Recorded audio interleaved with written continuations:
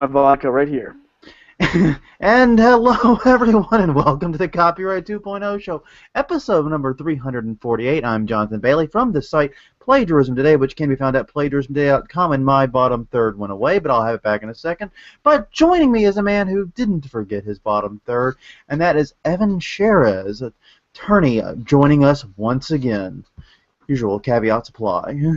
Yes, same as always. Anything I say shouldn't be construed as legal advice, Don't be stupid. etc. And you know, I'm happy to be here. We have some interesting stories to talk about today. I think this is going to be a great show. The, I, to I I disagree. I think it's going to be a terrible show, and everyone should just leave now. borrow Because Conan's bit, this is going to be our best show ever. We got a great show for you tonight.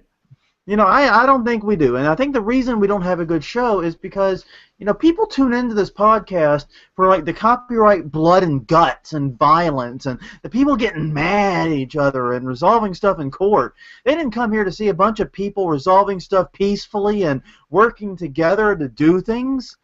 That's what we have a lot of this week. Well, that is the point of the legal system. So every once in a while, it works as intended after 7 years and hundreds of millions of dollars in litigation. People Yeah, figure that maybe we should settle. yeah, maybe it's time to put this behind us, to get this out of the way for everyone's sake. But yeah, we have a lot of stories that center around working together. But don't worry, it's not all love and Care Bears and other trademark stuff. It's a wide variety of stuff for you this week. But yeah, definitely more lovey-dovey than usual. Well, anything going on for you? Anything exciting happening in the world of Evan Shearers to share? Well, I'm unfortunately back in the cold, as you can see by the relatively dismal settings in which I have to record rather than behind the palm trees. Well, it serves you right for last week. I'm kidding. I will be back, however, in Florida for about a month.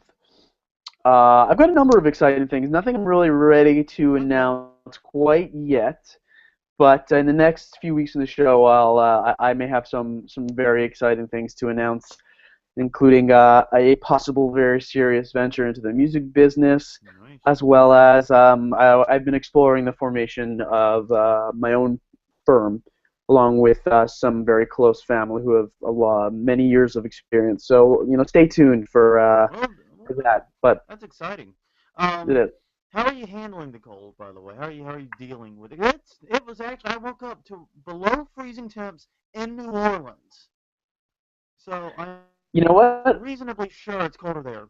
I just don't go outside. I'll just that's my way of dealing with it. I went on a run this morning. It was a really nice, comfortable one after about the third mile. Um, so yeah, it's great here in New Orleans, but everywhere else in the world, everywhere else in the country, it's like, screw it, indoors. Uh Not going huh. anywhere. So would you like to jump right into our Yeah, first story? yeah. Let's jump right in. And you mentioned music, serious music venture. Here's a serious music venture for you. YouTube announcing the launch of its Music Key service, which will apparently help sort of streamline the music listening process. It also comes with a free-ish, I can't really call it free if you're paying for it, but access to already existing Google Play Music, which of course is Google's Spotify competitor. So this is YouTube tacking on an extra layer to that, including official music videos, better organization, higher quality audios, and background audio, which I totally didn't think about Yeah, until you these can't stories. exactly listen to music if you are forced to keep an app or web page open on your phone. It's a no-brainer. Um, it's very interesting timing. Um, I'm not sure if this was previously planned, but if it wasn't, this whole Spotify getting terrible press in the media isn't exactly the worst timing to announce that you're going to be jumping into competing with them. Yeah. Well, to be fair, though, YouTube has been taking a lot of flack, too, in all this because they actually have lower per-stream royalty rates than Spotify does, but a lot of it's because YouTube is exclusively ad-sponsored, where Spotify has a mix of ad and subscription payment. So Right. I mean, they still have revenue in the billions from their ads. yeah, Something I think the story said it was had increased from like 6 to 8. So we'll see what a 7.99 promotional and then 9.99 regular rate will do for them, and what kind of income it'll bring in. Um, I read a very interesting piece about royalties, and this is relevant to the Spotify uh, YouTube debate, which is it was a proposal for the rewriting of how Spotify yeah. issues its This was talking royalties. about the illusion of more, I believe it was. Maybe we're talking about the same piece of how it should be divided up per listens rather than the Spotify has its own formula. If you're a bigger artist, you're going to get a bigger chunk of subscription fees, even if disproportionate to the amount of listening you're getting. And this proposal was that the data's there. So let's say I am a average Spotify subscriber and I listen to Led Zeppelin 6 times, Taylor Swift 10 times, and then a bunch of independent artists 3, 4, and 5 times. They literally take that and divide it up as to the amount you're being played, which is not how it works now. And I thought it was a very fair proposal. Yeah, I don't know if that's the same one you Yeah, were right talking now, about. basically all the plays are divided like in sum, so to speak. It's in total. It's not just your royalties going to Taylor Swift and Led Zeppelin. That'd be a very odd playlist, by the way. Um, but I'm sure someone will do it now. I'm sure someone will do it now, except they can't in Spotify, but they will do it somewhere. But the point being that it's sort of in something, which means the money you generate goes into a pool with all the people that listen for free, which listen and so on and so forth. So Right. if you're the type of person like me that pays that monthly fee and actually, chips in significantly more cash, because I think Spotify says it makes something like several times more money off of the subscribers than it does the ads, which I can imagine is easy. Um, it would be it does sound more fair because that way, if your fans are the ones that are buying the subscriptions and contributing to Spotify, then you would get a larger share of the revenue. Right. Each individual subscriber's $10 contribution is split up individually, and that way, if I'm a big independent artist listener, my money's going to them rather than to Led Zeppelin, etc. Who, if they're turning down 500 million, as we discussed last week, I'm not sure really needs the cash, but um, anyways, the question is, will it be good for artists? And probably not. This is another big time deal. And I'm curious to see how YouTube will divide up the royalties, or whether it will change after this deal, but I doubt it. Yeah, and the post I was thinking about was not on Illusion of More. It was actually on the Tricordis. It was entitled "Thank you for appointing me CEO of Spotify." Um, but yeah, it was a different post than the one you were discussing. I don't think I've read the one you were discussing. So very interesting idea, very interesting formula there. But so do you think this will be a success? Do you think this is something that could really get people to subscribe to music? I mean, Spotify has something like 12 million paid subscribers. Do you think this could get people in mass to subscribe to a service? I think YouTube has a huge clout among you know everyone who grew up writing in a song on YouTube to find it for the first time. There was a big period between 2004 and 2012 where that's where you went for all your music. It was you Hmm. typed it in on YouTube to find it, and you'd find either a unauthorized copy with lyrics attached to it, or you'd find the music video eventually. But I think it still has a big consumer recognition, and I think it will be successful. Okay. I, I, I think it likely will be too, simply because, like you said, it's got the built-in audience in a way that no other site really does in this space. And it's going to and I think it really has an interesting value add here. The 9.99 on Spotify gets you basically the same thing as Google Play Music, but with this YouTube Music key, not only do you get the Google Play Music stuff, but you get the official music videos. You get the ability to have the video side of it covered as well. So it's a pretty good value add, I think. Absolutely. So it's going to be a very, very interesting launch. I actually did request a beta invite. I have not received it yet, but if it does, I But will. don't they know who you are? They don't. Maybe that's the problem. Maybe that's exactly why I haven't gotten it yet. Um, but yeah, I'm hoping they don't know who I am, honestly, and I just get lucky. I didn't get my. This is true. I didn't get my inbox. Google inbox. I asked for one of those too. I didn't get it until the happy hour, and then they told me that I couldn't use it with my account because I use Google Apps. So I was like, Absolutely. oh, thanks. I busted my hump. Well, I sent an email at the right time. So it's not exactly busting my hump, but I made an effort to get on the invite list and then find out that I can't even use it. Thanks, Oh Google. boy. I really appreciate your concern over my email experience as a paying customer. I pay for my email with you, Google. I seriously do. $5 a month, but it's still paying. I uh, I can't really help you here, but Okay. we can write up a demand letter. Let me No, just there we go. I'll send you a engagement agreement. Uh, Okay. my rate's only a few hundred an hour, so we should get it done, and we can get you what you need. I seriously doubt we would be able, within the confines of a demand letter, get what I quote unquote Um, need. I think I'll wait for Google to just do it on their own. They eventually will.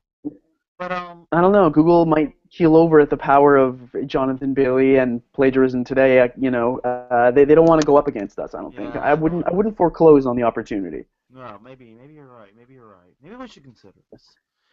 But in the meantime, while So we're over trying to, to the ebook sale yeah, story. yeah, Hachette. I've heard it pronounced both ways. I prefer Hachette personally, just because it sounds like burying the hatchet. But Well, it's a French company, so it's probably Hachette or I something. know it's probably something, but then again, this is New Orleans. We're mispronouncing French things is our thing. It's tradition. We have been doing that for hundreds of years, and we'll continue doing it. Thank you very much. This is why we have Charter Street, Kelly Oak Street, and a bunch of other stuff that doesn't make any sense when you actually look at the street signs. So if I am mispronouncing a French term, I'm sorry. Blame it on the city I'm in. But Hachette and Amazon have settled their lengthy dispute. I feel like I should have confetti just for these random settlements. I can throw it up in the air. Now, these two came to blows of sorts months ago. It feels like it's been going on forever, but it was apparently only a few months. Over ebook pricing, and basically, Hachette wanted to set the ebook pricing on Amazon, wanted greater control over that. Amazon, of course, the retailer said none, and the two battled back and forth. And what ended up happening was Amazon, after the contract between them expired, Amazon either dropped, reduced inventory, or delayed shipping both physical and electronic books, really cutting off a large portion of Hachette's potential market there. Because apparently, according to this article on Reuters we're looking at, Amazon sells 60% of the digital books. Wow. And here's this: the fourth largest publisher and the fourth largest U.S. book publisher is now severed completely from that revenue stream. So yeah, they were taking a risk with this. They ended up getting, but they ended up burying the hatchet, if you will, Oh, on oh this one. no. Yes, it was coming. But as a lot of people have been asking, the question is in who's back, and there's really no clear answer because so much of this dispute was taking place in private that we don't really know the exact details of what each side wanted. Since we don't have the details of the resolution, we don't know who got what they wanted. But the closest thing that we know is that it was apparently resolved with terms close to what Simon and Schuster, another major publisher, got, and they did not have to do this whole long, drawn-out public feud thing. So people are thinking that it worked out pretty well for Amazon, and Hachette just basically wasted you know, months of potentially great book sales. Well, you could say that after several months of having their revenues chopped, they decided that enough was enough. And even though they would lose an arm and a leg over not being able to set their prices, it was time to get back with Google. And there's my double pun for the day. Get back to Amazon.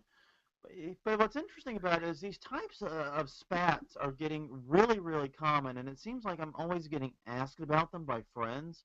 Like every time one like network threatens to pull their channel off of cable company X or satellite company X, you see this immediate, you know, why can't they just work it out and da da da da da? And it's like it's a business dispute. At its core, it is a business dispute.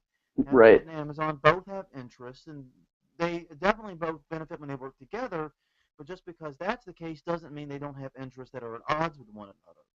And it's Well, over the past decade, you've seen a massive shift in power when it comes to the content producers as opposed to the distribution channels. yeah, And Amazon is one of those distribution channels that, as you mentioned earlier, is just you massive. And big publishers like Hachette are used to having a lot more of a bargaining position when it comes to all their deals over the course of like the history of these companies. hmm And now they're all of a sudden coming up against the new business model where a single company, sometimes two, control something like 60% of their revenue stream. yeah. So understandably, there are some heads that butt when it comes to negotiations. And we've been seeing this kind of on both sides of the coin because we've seen the record labels reduce. I mean, just ever since Napster, we've gone from six major record labels to three. And while that consolidation does represent a shrink in that industry, it also represents a consolidation of power to better negotiate and better obtain the rates they want from distributors. So it's kind of a double-edged sword, so to speak. Absolutely.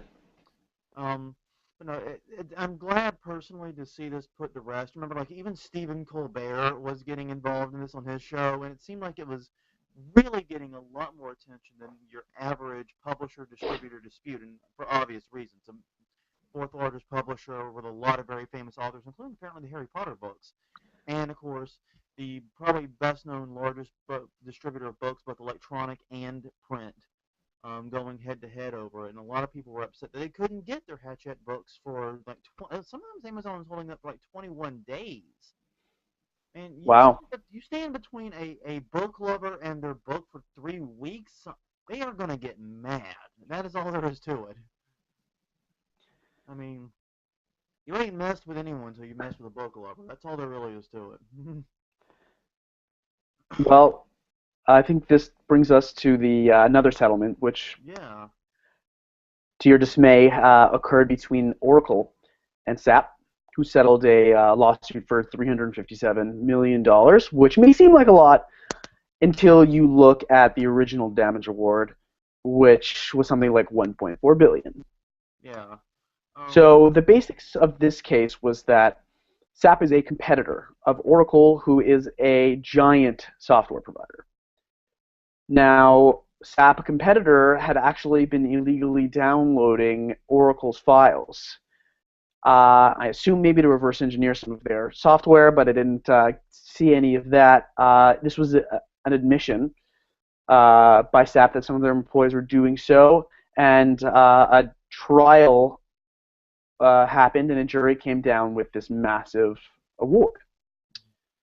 And this brings us to a very fancy legal term called a remittitor, which is a fancy way of asking the court to reduce the amount of money awarded by a jury because they're grossly excessive as a matter of law. And there was some success here, obviously, because it ended up getting settling out. So I think Oracle was afraid of some success, so they ended up settling out for about $357 million. Yeah. Which, I mean, like you said, sounds like a lot of money, but it was nearly three times that amount at stake earlier. So, just saying, but then again, this really was not, I don't think this case was really about the damages as it was protecting a business model at the end of the day. Oracle does sell software. Oracle does, make a lot of money selling its database software and services and whatnot, but it makes far more servicing that software. And here comes SAP with its Tomorrow Now division, which is what is, well, I think Tomorrow Now is now defunct. I'm trying to remember, but Mm-hmm. basically, comes along and offers to service Oracle software at a lower cost, undercutting them. and Yeah. possibly eroding a very large portion of their business. And this is something we're seeing a lot of these days. Oracle this is not the only case where we have seen copyright lawsuits over software service companies like this. In fact, it seems to be a growing issue here. Well, copyright and software is about as big of an issue as you can get these days with the API cases going before the Supreme Court now. Yeah. And the result of that API case is going to have a massive impact on the tech industry. I don't know if those of you who know what an API is the technology which allows software to talk to each other. And if this is determined to be copyrightable, it could really send shockwaves throughout the entire tech industry. So that's one I'm definitely excited to keep an eye on. And actually, the other case I was thinking of involved Oracle and a company called Rimini Street. I think is how you pronounce that. Okay. Very similar to Tomorrow Now, a company that was servicing Oracle products, also sued by Oracle. That case is actually still ongoing as of October 21st. So, yeah, but this whole area of software is lighting up on copyright in a way that I don't think anyone really expected. It seems like a lot of cases just come out of the woodwork. This is just one angle of it. Like I said, the API case, there's a lot of pleas with the Supreme Court to take that one. That's dealing with specifically the Google Java, Google Sun case. The Sun owns the Java programming language. Basically, even though Google That's right. rewrote the Java language, it left the APIs intact, so existing Java applications would function in it. And the result of that was crazy things that make us Sun sued over that, claiming that there was infringement of their copyrights using the APIs in that manner. But here's some of the don'ts. Sorry, John, you have to give me a minute. I've got a technical issue I got to take care of really quickly.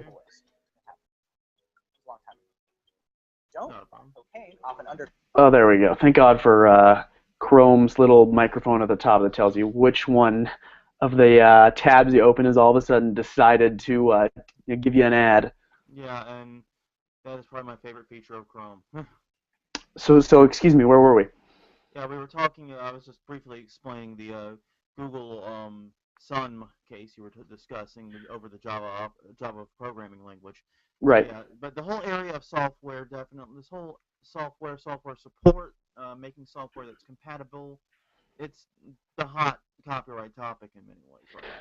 Yeah, that API case between Java and Google is one of the most complicated copyright cases out there right now. It deals with some very fundamental issues in copyright in terms of if there's only one way to do something, is it copyrightable?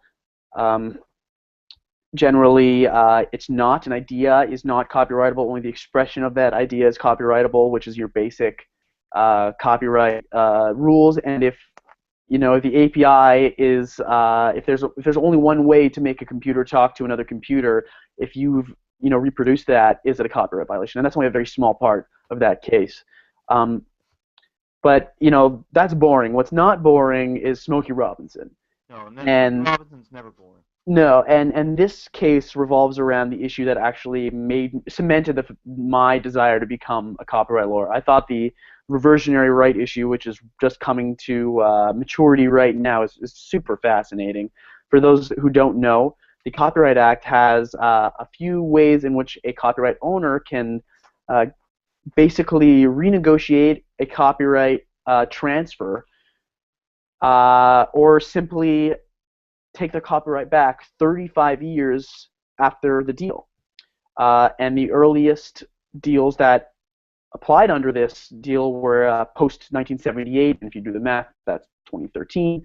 And so this was an angle I'd never really thought about before, which is that in a divorce settlement, which is essentially a contract between two parties, giving one of the other spouses a piece of the royalties, 35 years later, essentially what Smokey Robinson was trying to assert was that his reversionary rights that come from Section 203 of the Copyright Act, his 35-year deal it's time for him to take his copyright back. And so he sued to try to do that and ended up settling it out this week. Yeah, and what's fascinating about this case is it's sometimes like the reversionary right is sometimes called copyright termination, which is kind of a weird name for it. You're not actually terminating the copyright; you're terminating the agreements that you had, the licenses and so forth that you handed out previously. So it's not copyright termination; it's more copyright license and copyright contract termination. But Right. regardless, It allows any author, um, or any person actually assigned by the author, to terminate a grant of a copyright for a 5-year period beginning 35 years after the publication was made, or 40 years after the grant of rights, whichever comes first. There's your exact statutory which language. is why this one's coming up now, even though their divorce was actually in 1986, so we still have a ways to go before that particular agreement comes up for bat. But it would come up for bat. But yeah, it was published. These songs were published well before 1978, Right. and that's when the clock really started. Um, but yeah, basically, it's like you said, this was a very odd intersection of copyright termination, and family law, which we don't talk a lot of family law on this show. No, but you get a lot of this in legal practice. You know, you could Yeah. be a trademark lawyer, and then all of a sudden you're practicing family law, which during my year, I had the chance to visit. We had a pretty ferocious family law case that had trademark implications, and all of a sudden, 80% of your practice surrounds around the interpretation of a marital agreement and not trademark. But that's the legal field. Well, There's I new remember adventures every day. my law and ethics professor in college said for any of you thinking about leaving journalism and going into the law field, to study media law more in depth, never forget that you're never more than 2 steps away from a murder case. That's Always remember that. that's a good one. So, I could get there. I could get there. Many states have statutes that say that if you are the murderer, you lose any inheritance rights if you would murder someone who has inheritance. And then from the inheritance, you might have a copyright issue. And then from the copyright, let's say there's a copyright that the person owns, there's a right of reversion. So if I'm suing somebody to revert, and then you're going to come back and say, well, you murdered them, and then you have to prove that you murdered them in civil court, exactly. and then, but there you go. It's done. This is why when you pass the bar exam, you don't just pass it in one area of law, you pass it in pretty much all areas of law. That's right. This is why the bar exam is so extensive and why I have no interest in becoming a lawyer. Because I really don't have an interest in studying divorce. So yeah, they settled out, unfortunately, as you said. Well, it's good for them that they settled out, but yeah, it's bad for the rest of the world because it raised a lot of interesting legal issues. I mean, I had never heard of copyright termination being raised in the context of a divorce agreement like this. But this is very common. These would be a very common scenario, I can imagine. Divorce is unfortunately very common in our society, and divorce agreements equally common. And if you are a musician, a filmmaker, a comic book author, a regular book author, you have rights that termination might apply to. That's right. And it could come up. So yeah, this was an interesting case, but we will not really be getting the answer. Now, they haven't actually settled yet, but they're in mediation, and they've made enough progress in mediation that they have decided to just pull off all further hearings and the pending trial. The trial was scheduled in February of 2015. They pulled it all off the calendar. So they feel pretty confident that a resolution, a peaceful one, is impending. So It's great. it's good for them, but one of That's those exciting deals, for us. bad for us trying to get some case law here. But there's an old saying that case law is written by bad litigants, pretty much universally. That's true. I'm a little disappointed I didn't get any puns from you on this story. I thought it was, I thought it was ripe. What can I say? Smoke gets in your eyes. Yeah. The chance of any trial is up in flames. Oh, okay, that's a good one. Thank you. Yeah, well, that was a good one. I like that one. Well, it's all just tears of a clown for me, but that's not. I think. Slow one. That's a grenade joke. I think this next case is by far the most interesting one we have. Yeah, and we've done a lot over the course of the show. we have talked a lot about times where people have requested an en banc rehearing, I should say, not appeal, it's technically not appeal, rehearing of a case. I think I can count the times where it's been granted over the past 7 years of my watching on one hand.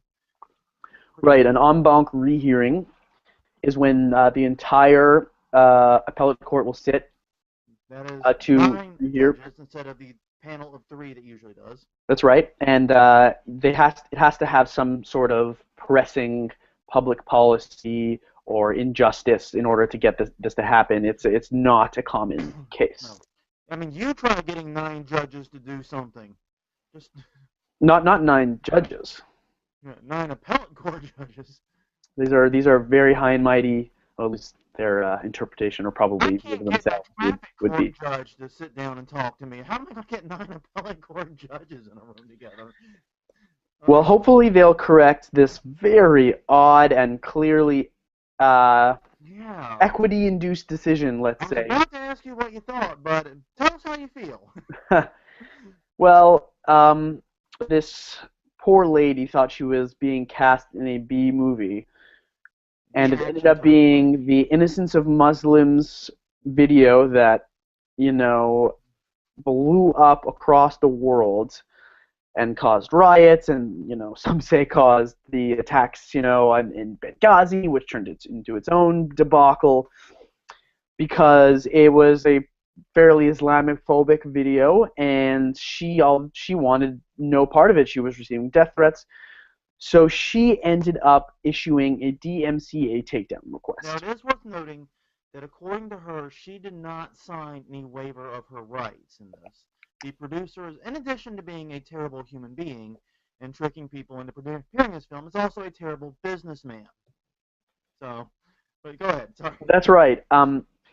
So the basics of the DMCA, for the purposes of this case, is that the DMCA gave various third parties, like Google and YouTube, who host videos, insulation from copyright liability for actions of third-party users, like the person who uploaded this video, if they had their DMCA takedown request system, which means that if somebody has a copyright interest in a piece, let's say one of my songs is up on YouTube and a third party put it there, I can't just go ahead and sue YouTube for hosting it because they're essentially breaching my copyright rights by reproducing and publicly performing it.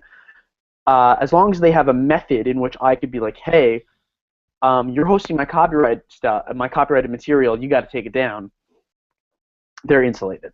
So she ended up alleging a copyright interest as an actress in this movie, and YouTube didn't take it down because they were like, hey, the DMCA takedown system is only for people who own a copyright in the piece, and you don't own a copyright in the piece. The creators of this film own a copyright in the piece, the producers of this film. And so she ended up suing. And lost in the lower court. Lost in the lower court, but it ended up being reversed by this appellate. Which made everyone go, what? Yeah, it essentially saying that. Yeah. And the big quote from the case is that just because you aren't a joint author doesn't mean you don't have a copyright interest, which is just total nonsense. That's like saying, apart from being dead, you're in excellent health. Exactly. Joint authorship is the issue of this case, and in order to be a joint author, you essentially need two things. If you're a joint author, you have a copyright interest in any item. So if it's a song, if it's a film, if you're a joint author, you have an interest in the copyright. So you need to both intend to be co-authors at the time of creation, and you need an independently copyrightable contribution to the piece. So those are your main two contributions to any given creative work in order to get a copyright in it. But for some reason, due to the injustice I imagine that this woman faced, which were these death threats, she got her way and was not, as a matter of law, determined to not have a copyright interest, and that'll be reversed shortly en banc. Yeah, if you hear about an en banc rehearing, typically it is with intent to overturn. Typically, that's a sign the court is wondering what the the original three-judge panel was thinking about. But that's what makes this case so difficult in a lot of ways. Is I think this woman, Cindy Lee Garcia, is probably one of the most sympathetic characters Absolutely. you can think of. I mean, she was tricked. She was threatened. I mean, clearly, she has had grave injustices foisted upon her. There's no doubt there. But they're not copyright injustices. Right. There's every other kind of injustice I can think of, but not copyright. No question that this girl got totally screwed. But you can tell by the amount of briefs filed on one side. And for those of you who don't know, an amicus brief can be filed by a third party who has not a direct stake in the outcome, but has a stake in the impact of the outcome. So you can apply to file a brief and give your opinion on a given case, and so you'll have lots of trade organizations and studios and everyone coming to the defense of Google to say that if you're saying that an actress has an interest in a copyright, it's going to throw everything on its head, and we're going to have to sign 100 more work for hire agreements, even with our extras, and it's bad. And the only person on the other side, and this is indicative, is you had this one entertainment lawyer who represents a lot of big artists who say, no, we like this. We want individual actors who give a particularly good performance to have a copyright interest in their work. Now, I do have to say, I think the threat of chaos from this ruling might have been a bit overstated. Especially in most major movies, there's a waiver of rights that actually includes copyrights. Of course. It's like they just throw it in there just in case this happens, pretty much. They do over prepare themselves, which is admirable. Sometimes actually just a right amount of preparedness. Right. As would have been in this case had won. So yeah, but I do think, like you, that this is going to be overturned, and this isn't going to. This ruling will not stand. But still, to have that original ruling on the books, it really, when it happened, it caught the copyright world off guard. Everyone took so much sympathy and so much pity with her, and they thought, she's going to lose this case and not be any better off, waste everyone's time. Then she won that ruling, and everyone's like, what? No one could believe it. Yeah.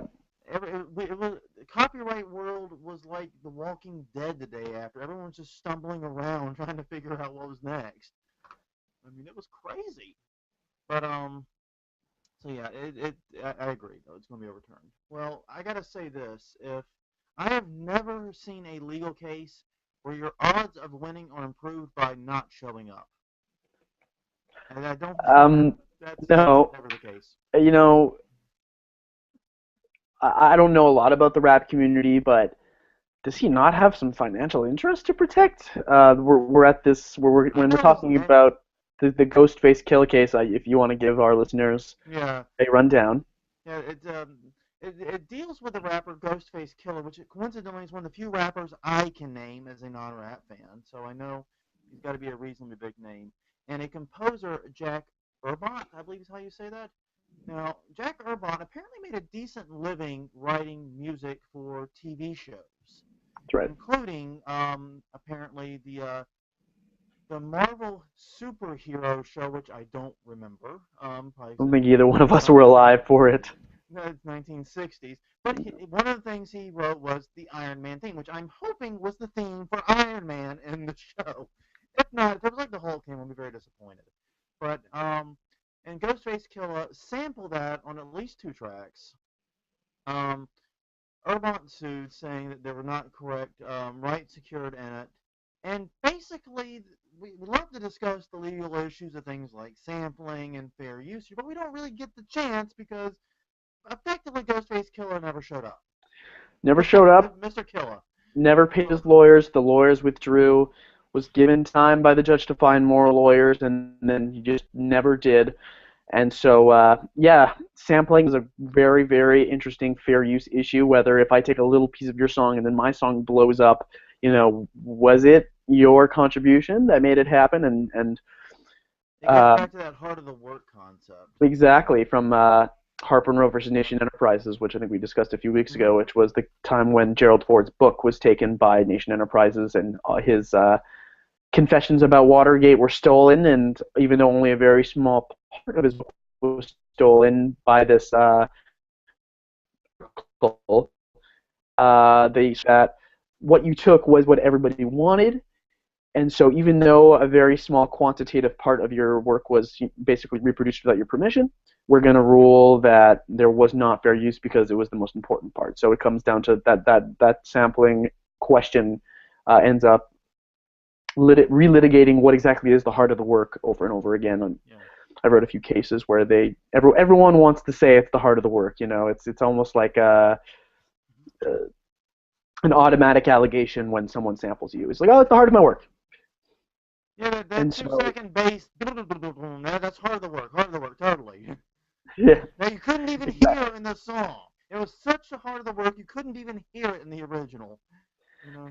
Yeah, so he's going to default, and I don't know if you had the chance to read this case. They had a very hard time serving him, and this is a civil procedure issue in which before you sue somebody and before you can get a court to have jurisdiction over this person, in order to say like, okay, we can rule over you and we'll have some power over you. You have to serve them, which is the point. Sorry, which is the concept of, hey, you're being sued. This person has to have notice that they're being sued, so they can prepare a defense and figure out what they want to do. Yeah. And so there's very, very tight rules as to how you can do that. Usually you have to serve either them, which is literally track them down. I don't know if you see Pineapple Express. Seth Rogen plays a service above a service. I don't know what they call him. He's the guy who goes around and serves people. You can serve process server. A process server, right? You can serve a designated agent, which is, let's say, you're someone's lawyer, somebody's secretary at work, and then sometimes you could post it on their door. Although we're talking about very specific jurisdictions. And then if you really can't reach anybody, you have something called service by publication. And this is an old way to do it, which a lot of jurisdictions don't allow anymore. But it's basically if you have no other way to find the guy, and you've put reasonable effort, and you can show that you've put reasonable effort, you can publish it in a newspaper, which is I am suing you. Who the hell reads newspaper? Nobody. But it's a avenue to get people who are trying to dodge service. Yeah. And so that's what ended up happening. They had a service by publication, no response, and so it looks like Ghostface Killah is going to have a significant damage award against him, but good luck finding him then. Yeah, but it's not like he didn't know about the lawsuit. He did send attorneys at one point to fight it for him, but then he just stopped paying them. You're right. So it's not like he was completely unaware of this lawsuit. He knew about it and just fought it for like a little bit and then moved on, I guess, and was Ghostface killing somewhere else. Yeah. But it's fascinating how difficult it was. And you talk about serving my newspaper. It goes back to journalism and wanting to write for a newspaper of record, as it's called, a newspaper that is proper for providing such service, not just on these types of legal issues, but also on things like name changes. Anytime you want to petition the city council for things like that, being a newspaper of record, most jurisdictions have 2 newspapers of record that you would be required to publish it in. That's right. Every jurisdiction has different rules, but they're usually pretty stringent rules. It has to be a very mainstream newspaper. You have to allow a certain amount of time to elapse, but it goes state by state. Yeah. But regardless, Ghostface Killah has disappeared.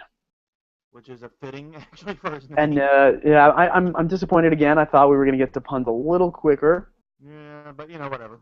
Yeah, he has vanished to thin air. Nobody can find him. Maybe he found Pac-Man. Ghostface.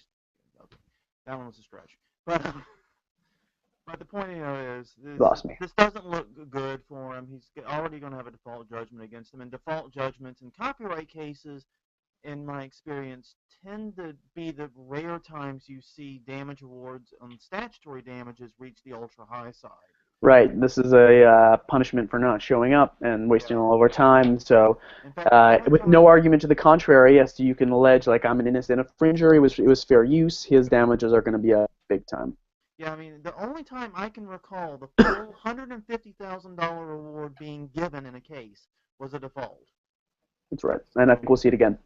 Well, it's very likely, actually, because if he's not going to put up any counter-arguments why it shouldn't be $150,000 statutory damages, then it probably will be. Well, speaking of disappearing, it brings us to our last story, and that is Letting the the air disappearance out of their of tires. Aereo. Aereo laying off the vast majority of their staff and wrapping up operations. It seems keeping only the executives on and the legal team so they can continue to fight their case, basically, is my understanding. That's right. Everyone's being laid off. They're probably going to keep the executives on board and the legal team on board to try to resurface in a little while because they have brand recognition. But I think this is going to be another case of, Napster. When Napster came back legit, it lost its brand Does power. anybody actually use the legitimate Napster service? I'm just wondering. It was actually bought out like a long time ago. I think if you go to Napster.com now, it'll tell you bottom Napster. I've done it a few times. It goes to Rhapsody. Okay, so now there's a Rhapsody, which makes sense. Yeah. I know people that actually use Rhapsody at least. Not many, but I know some. Rhapsody is like RDO and a couple other services like that. It's no Spotify in terms of the user base, but it does reasonably well for itself. So yeah, that's interesting. Right. So after a $2.43 million takeover by Private Media Group, it was purchased in September 2008 by Best Buy. Oh wow, for $121 million. That's impressive. And then as of December, Best Buy's going out of business slowly. They merged in 2011 with Rhapsody, and Best Buy has a minority stake in Rhapsody. And I didn't know any of this. Very interesting. Maybe if Best Buy made better investments, I don't know, in their stores, they might not be worried about this holiday season so much. Just throwing that out there, Best Buy. But yeah, but no. Their stores always have a strange scent. Those Best Buy stores. I cannot. I was just in one last night, and yeah, I was getting an SD card reader for Crystal, and yeah, it was. It's always a weird vibe you get in those places.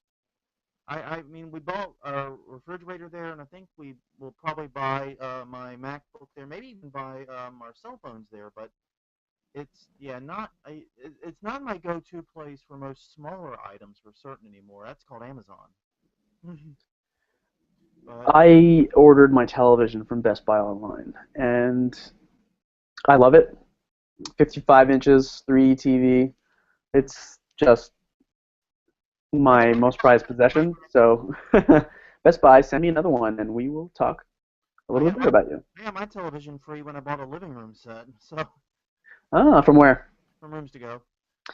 A little known fact about me is that most of my family is actually in the furniture business. Oh, I did not know that. Yeah, we were in the wholesale to retail furniture business, and so Rooms to Go is actually one of my family business's biggest customers. Well, I own full circle. Furniture that passed through your family's hands at some point. Yeah, we do a lot of wholesale to retail, and so Rooms to Go is a big client of ours, and they're amazing.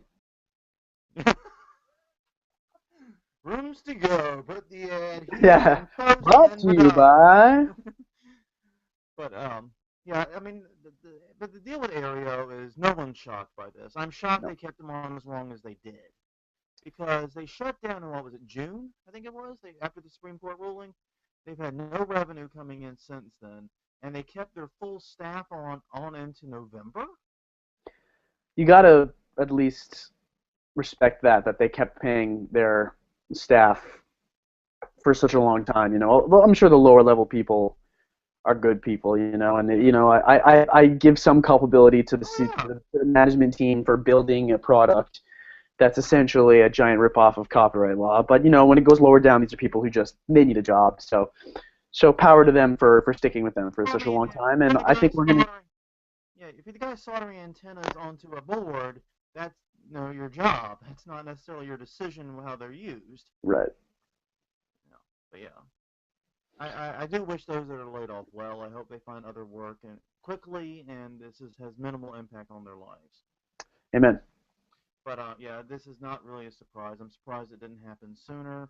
But Aereo's saying this is them digging in for the long haul. But I'm like you. I think they're just going to eventually sell their brand and the brand recognition and everything they've got, their trademarks, etc., to someone else, and they're going to repackage it into a different service. Yep, I agree. I think that'll they'll probably pop back up. They'll pop back up. Aereo, the name will pop back up, but I don't think it will be under these owners. I think it's going to be like Napster. I think Napster's the best analogy. Wasn't Aereo a candy bar at one point? I think it was spelled different, though. Aereo chocolate bar. Yeah, there's my Canadian. If it was a Canadian product, Aero. Yeah, there we go. Yep, I see it in my. I remember that. It had like it had a really Aero. interesting texture. You like bit into it, and it was like mostly air inside. That was a good chocolate bar. I'm gonna order a few. All right, well, Amazon will probably have it, and then you can get some Hatchet books while you're there. Yeah. All right. Well, I think that brings us to the end of the show. I think we're done. I got nothing else. Got anything else to add? Any other interesting copyright stories that you've seen?